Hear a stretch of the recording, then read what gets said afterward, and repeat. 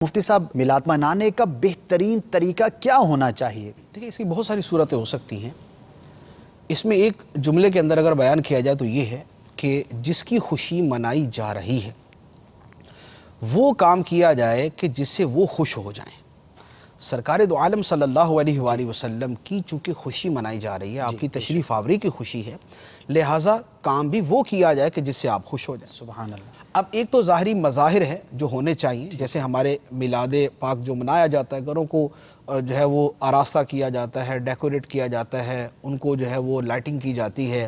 مسجدوں کو سجایا جاتا ہے، گلی محلوں کو سجایا جاتا ہے، یہ جھنڈے لگائے جاتے ہیں، اور یعنی ہر وہ کام کے جسے کیا جائے تو یہ سمجھا جاتا ہے کہ یہ سرکار صلی اللہ علیہ وسلم کے میلاد مبارک کی خوشی منا رہا ہے۔ صحیح، کسی بھی طرح سے اس کا یہ اظہار جتنی بھی چیزیں ہیں یہ ساری کی ساری اللہ تعالیٰ کی بارگاہ میں مقبول ہیں، اور یہ بہت خوبصورت اور خوشی کے اظہار کے یہی طریقے ہوتے ہیں۔ یعنی خوشی کے اظہار کے اوپر یہ نہیں کہا جا سکتا کہ جی میرے دل میں خوشی ہے، اگرچہ میں ظاہراً کچھ بھی نہیں کر رہا، یعنی اگر کسی کی استطاعت نہیں ہے تو اس کے لیے تو یہ ٹھیک ہے، لیکن یوں دنیا کے اندر ایسا نہیں ہوتا کہ ایک آدمی خوشی کے موقع کے اوپر بالکل فارغ ہو کے بیٹھ جائے اور بولے خوشی میرے دل میں ہے۔ تو خوشی وہ ہے کہ جس کا اظہار بھی ہوتا ہے، اظہار کے ذریعے ہی اپنے جذبات کو بیان کرتا ہے۔ اس کے علاوہ وہ جو میں نے عرض کیا کہ خوشی کے لیے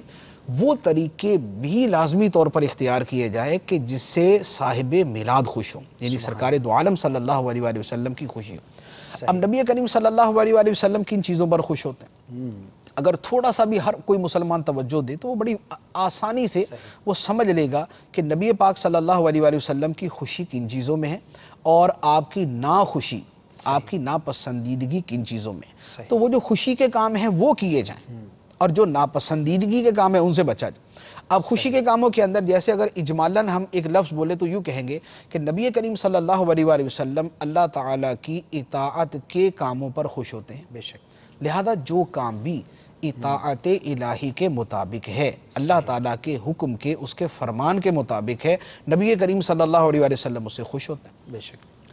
دوسری ایک جو ویسے ہمیں جداگانہ حدیث ملتی ہے کہ سرکار صلی اللہ علیہ وآلہ وسلم نے فرمایا کہ میری آنکھوں کی ٹھنڈک نماز میں ہے، بے شک۔ اب نماز نبی پاک صلی اللہ علیہ وآلہ وسلم کو خوش کرنے کا بڑا عمدہ ذریعہ ہے،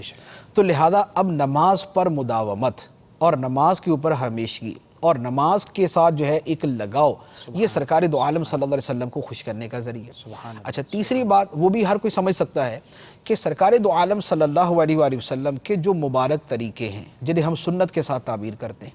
سرکار صلی اللہ علیہ وآلہ وسلم کی سنت مبارکہ پر جو جتنا عمل کرنے والا ہے سرکار اس سے اتنا خوش ہوتے ہیں، بے شک۔ لہذا اب جو جتنی سنتیں ہیں اب اس کے اعتبار سے آدمی اپنی ذات کے اوپر غور کرے۔ اب اس میں سونا جاگنا، اٹھنا بیٹھنا، چلنا پھرنا، گفتگو کرنا، کاروبار کرنا، یعنی سونے جاگنے میں، اٹھنے بیٹھنے میں وہ طریقہ جو سرکار دو عالم صلی اللہ علیہ وآلہ وسلم نے اختیار فرمایا، گفتگو کرنے کے اندر وہ طریقہ جو نبی پاک علیہ الصلوۃ والسلام نے اختیار فرمایا، اپنے گھر والوں کے ساتھ حسن سلوک کرنے کے حوالے سے وہ سنتیں جو سرکار صلی اللہ علیہ وسلم نے اختیار فرمائیں، تجارت کرنے کے اعتبار سے وہ چیزیں جو سرکار نے بیان فرمائیں، یا لوگوں سے میل جول رکھنے کے اندر، اپنے پڑوسیوں کے ساتھ تعلقات کے اندر، اپنے ساتھ رہنے والوں سے معاملہ کرنے کے اندر، یا بازار جانے کے اعتبار سے، اپنے رشتہ داروں سے ملنے کے اعتبار سے، اپنے جو ہے وہ اپنی جو ہے وہ اپنے اہل خانہ کے حقوق ادا کرنے کے حوالے سے،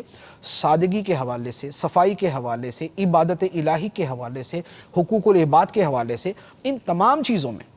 نبی پاک صلی اللہ علیہ وآلہ وسلم کی جو سنتیں ہیں ان سنتوں کو جو جتنا اپنائے گا وہ سرکار علیہ الصلوۃ والسلام کو اتنا خوش کرے گا، بے شک۔ تو لہذا سنت پر عمل جو ہے خوشی منانے کا ایک بہت اہم اور بڑا اچھا ذریعہ یہ بھی ہے۔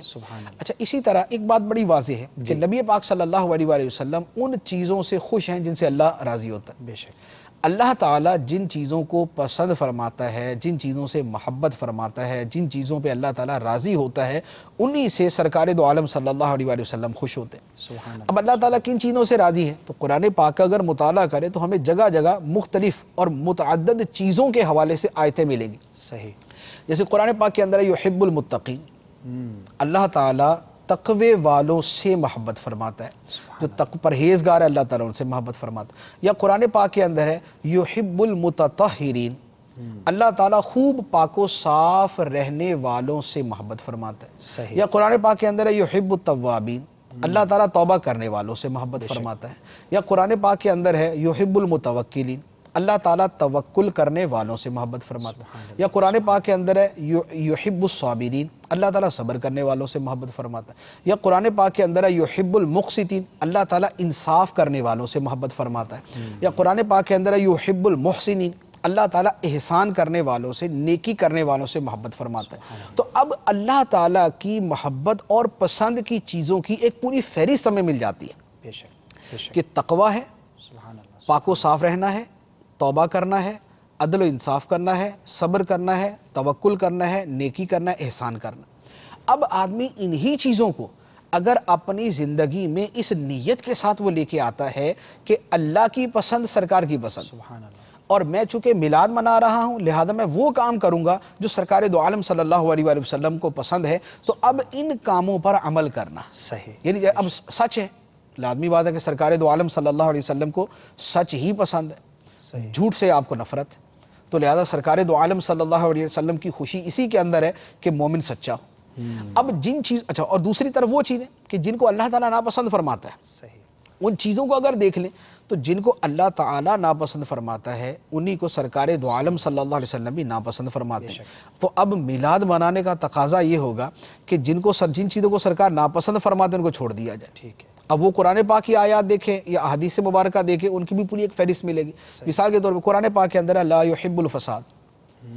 اللہ تعالیٰ فتنے فساد کو پسند نہیں فرماتا. یا فرمایا کہ لا یحب الظالمین،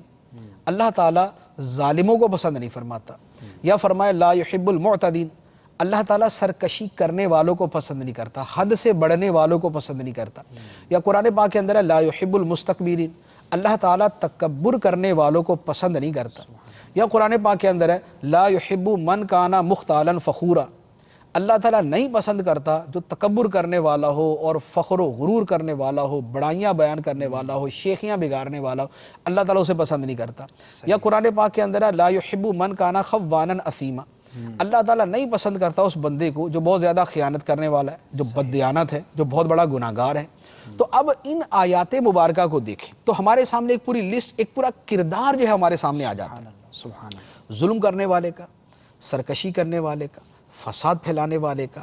اور لوگوں کے حقوق مارنے والوں کا، اور فخر و غرور کرنے والوں کا، اور تکبر کرنے والوں کا، اور دوسروں پہ اپنی بڑائیاں جتانے والوں کا، اور خیانت اور بددیانتی کرنے والوں کا، اور پرلے درجے کے گناہ گاروں کا، اور تکبر کرنے والوں کا. یہ ایک پورا کردار ہمارے سامنے آتا ہے. اور بیسیکلی یہ وہ ہے جو اللہ تعالیٰ مسلمان کا کردار چاہتا ہے کہ وہ ان چیزوں سے پاک ہو، صحیح، جو پہلے بیان کی گئی ہیں ان چیزوں سے مزین ہو اور ان چیزوں سے خالی ہو. صلو علی الحبیب صلی اللہ تعالی علی محمد. مجھے اپنی اور ساری دنیا کے لوگوں کی اصلاح کی کوشش کرنی ہے انشاءاللہ عز و جل.